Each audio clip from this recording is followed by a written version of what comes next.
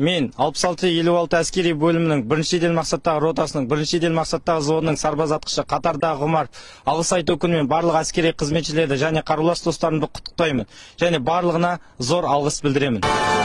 Жасыл жайлау, көкті кілем, көк кілемде көп аунаймын, көк кілем. Асқар тауын аспанаммен таласқан қазағымның мәртебесі ау деп білем.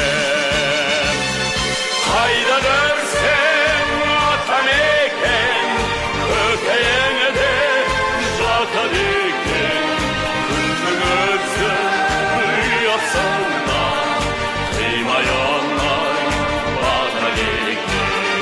Қайда көрсең атамекен, көкейіңде жатады екен, күннің өзі ұясынан қимай оңай батады екен.